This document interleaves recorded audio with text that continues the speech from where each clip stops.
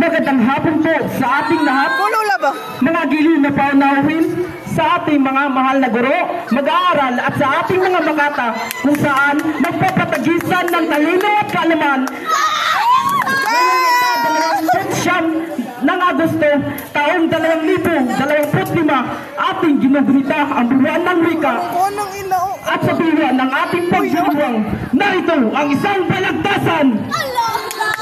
Ang ating baksa, wikang Pilipino ba ang dapat bigyan higit na pansin sa wikang banyaga? Sa kaliwa, sumakatae, tagapagtanggol ng sariling wika.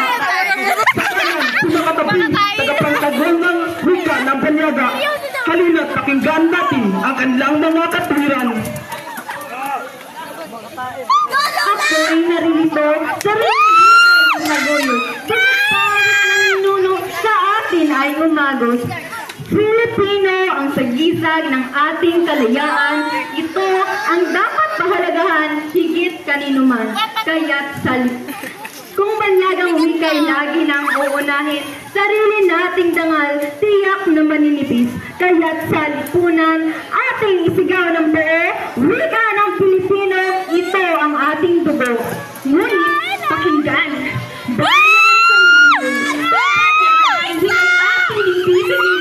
paano na tayo makikipagsabayan sa agham, negosyo at karunungang panaybigan, Ingles, Espanyol at iba pang banyaga, tulay sa kaunlaran, daan tungo sa tagumpay. Hindi ba sinasabing sariling wika'y limutin? Ngunit dapat sabayan para bayan ay umabot. Sa sariling wika, bansa'y nagkakaisa. Ito ang sagisag ng ating kultura. Kung banyagang wika ang ating uulan, sarili nating dangal, baka'y manlilin. Ang wikang Pilipino, mahalagang kayamanan. Sa puso at isip, ito ang sandigan. Kung nais ng bayan na tunay na lumaya, wika ng sarili ang dapat isulong muna. Wikang banyaga, daan sa pag-unlad. Ito'y susi sa negosyo at agham. Sa globalisasyon, ito ang kailangan upang makikipagsabayan sa ibang bayan.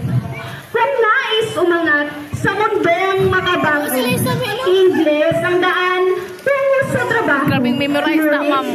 Hindi ko inipig na sariling wika'y limutin. Sabay natin kayang pagyaman. Wika ng dayuhan, oo mahalaga. Ngunit higit sa lahat, sariling ating muna. Paano kapapalala sa bansang sarili kung sa sariling wika'y nahihirapan lagi? Kung Pilipino'y puso ng ating bayan, ang banyagang wika'y utak ng kinabukasan. Sabay na dapat nating pagyamanin upang bagong henerasyon ay di maligaw ng landasin. Narinig na natin giliw na madla, dalawang panig na parinig ng halaga. Ngunit tandaan, sa preso ng Pilipino, wika Pilipino, ang siyang siyempre.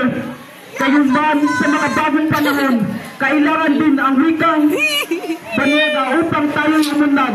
Kaya't ating alagaan ang sarili natin kasabay at pag-unawa ng wika ng daigdig.